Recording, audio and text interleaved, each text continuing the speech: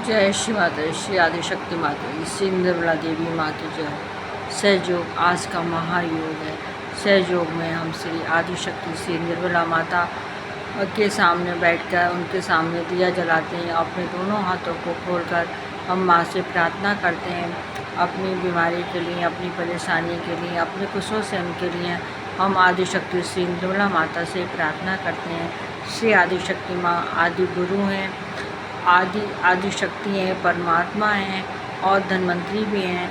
इन्होंने हमारी हर परेशानी को दूर करने का हर तरह से हमें तरीके बताए हैं, क्रियाएं बताई हैं।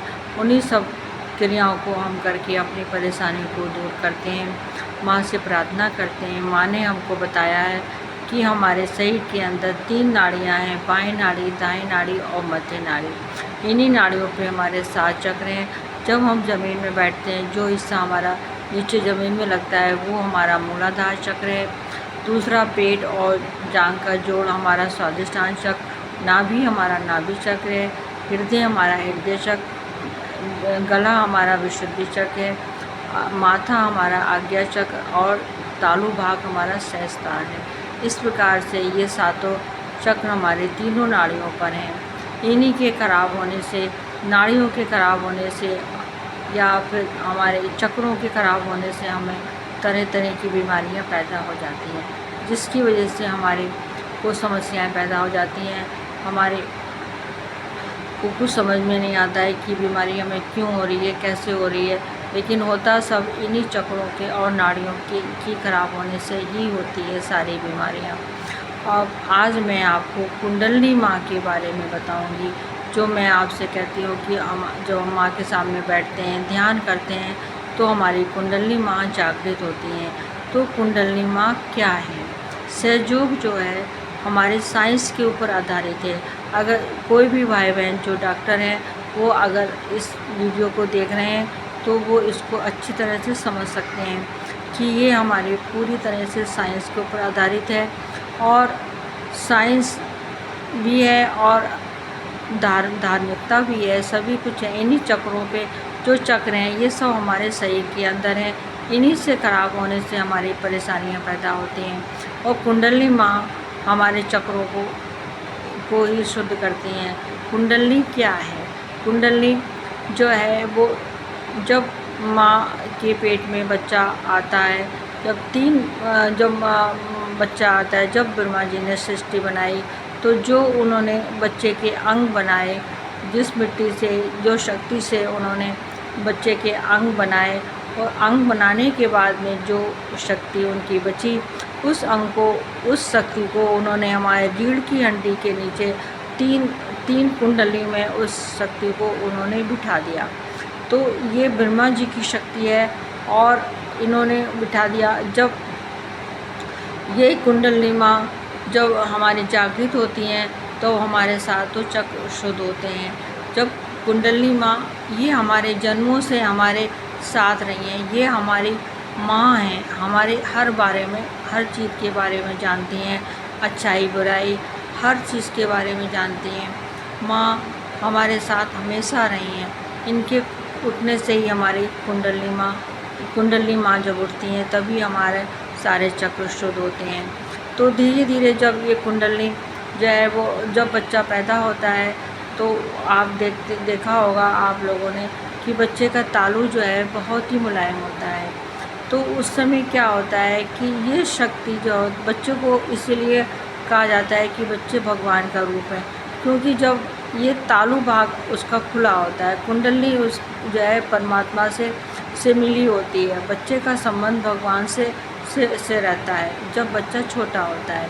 और जब हमारा तालु भाग खुला होता है, मुलायम होता है, तो हमारा कुंडलिनी उठी हुई है, माँ परमात्मा से उसका मिलन हो रहा है। इसीलिए बच्चों को भगवान का रूप कहा जाता है। लेकिन जैसे जैसे बच्चा बड़ा होता है उसको हम अब संस्कार सिखाते हैं, सांस्कारिक बातें सिखाते हैं, मम्मी पापा, अच्छा बुरा, ये मत करो, वो मत करो। जब ये सब बातें हम बच्चों को सिखाने लगते हैं तो क्या होता है, ये जब बच्चा सांस्कारिक में पड़ जाता है तो ये तालु भाग हमारा बंद हो जाता है, हमारा भगवान से कनेक्शन ख़त्म हो जाता है। फिर लेकिन इसमें क्या है, जब हम सहयोग करते हैं सहयोग जो होता है ये हमारे साथ ही जन्मा योग है।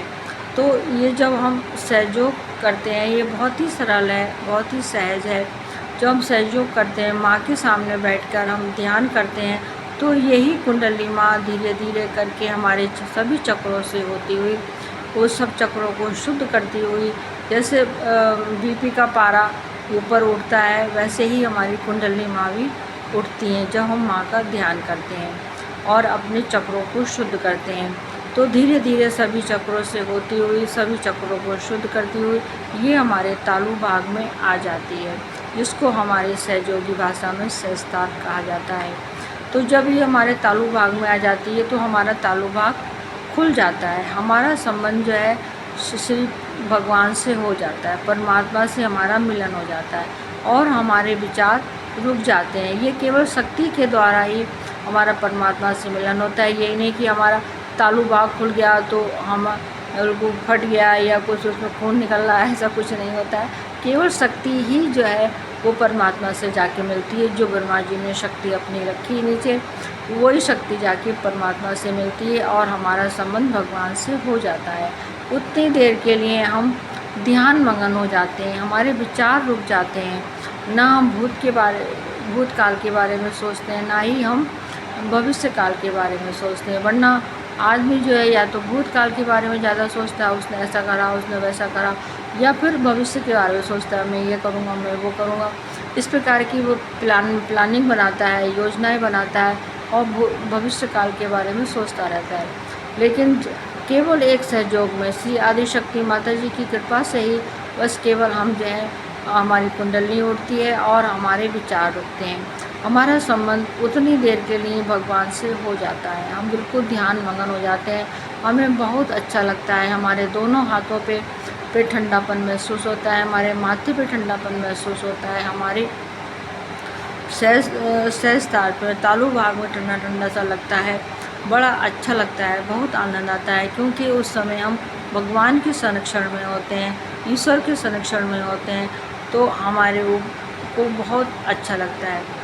जब हमारा ध्यान हटता है तो हम विचार हमारे इधर उधर जाने लगते हैं, तो हमारी कुंडली माँ नीचे आके बैठ जाती हैं। तो इसी प्रकार जब हम कुंडली माँ से प्रार्थना करते हैं कि माँ हमारी कुंडली माँ को जागृत कर दीजिए, अपने चक्रों को शुद्ध करते हैं, अपनी गलतियों के लिए माफ़ी मांगते हैं माँ से कि माँ हम जाने कितनी गलतियाँ करते हैं जाने अनजाने में, तो इन सब के लिए हमें माफ़ी मांगनी चाहिए माँ से सबसे पहले कि माँ हमने आज जो भी गलतियाँ की हैं, जो भी हमने किसी के लिए गलत सोचा है, गलत करा है, उस सब के लिए आप हमको क्षमा कर दीजिए। तो माँ हमको क्षमा कर देती हैं और हमारी कुंडली माँ जागृत होने लगती है। हमारे चक्र शुद्ध, जैसे आप अपने चक्रों को शुद्ध करेंगे वैसे ही आप मूलाधार चक्र से अपने चक्रों को शुद्ध कीजिए। मूलाधार चक्र शुद्ध कीजिए, फिर स्वादिष्टान चक्र शुद्ध कीजिए, फिर नाभि चक्र, फिर हृदय चक्र, फिर आज्ञा चक्र, विशुद्धि चक्र, फिर आज्ञा चक्र, फिर सहस्त्रार। इस प्रकार से जैसे जैसे आप चक्रों को शुद्ध करते जाएंगे उसी प्रकार हमारी कुंडली माँ जागृत होती जाएगी और सहस्त्रार पर आके परमात्मा से हमारा मिलन करा देती हैं। तो हमें माँ का ध्यान करना चाहिए, उनके सामने अपनी प्रार्थनाओं को रखना चाहिए। आदि शक्ति माँ साक्षात हमारे सामने होती हैं जब हम उनका ध्यान करते हैं और हमको महसूस भी होता है। इसमें जो माँ ने बताया है वो सब चीज़ें हमको महसूस होती हैं, इसमें कोई धोखा या कोई फरेब वाली बात नहीं है।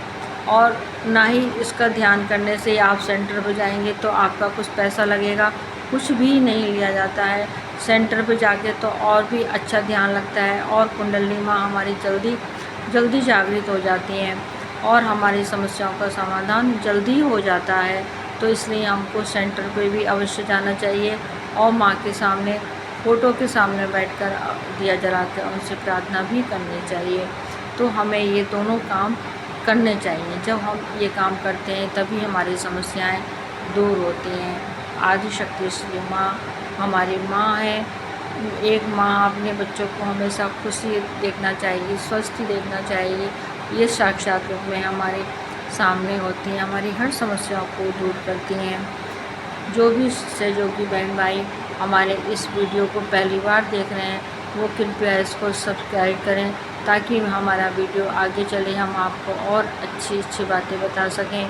और जो लोग हमारा वीडियो लगातार देख रहे हैं वे इसको लाइक करें, शेयर करें और कमेंट्स भी करें।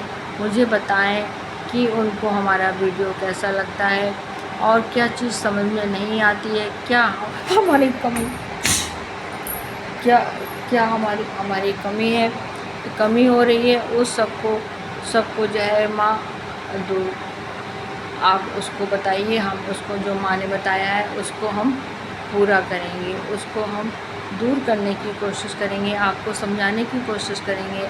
आप कृपया हमको कमेंट्स करके ज़रूर बताइए। सभी मेरे सहयोगी बहन भाइयों को कोटि कोटि नमस्कार। सभी मेरी बहन भाइयों को जय श्री माता जी, जय श्री माता जी, जय श्री माता जी।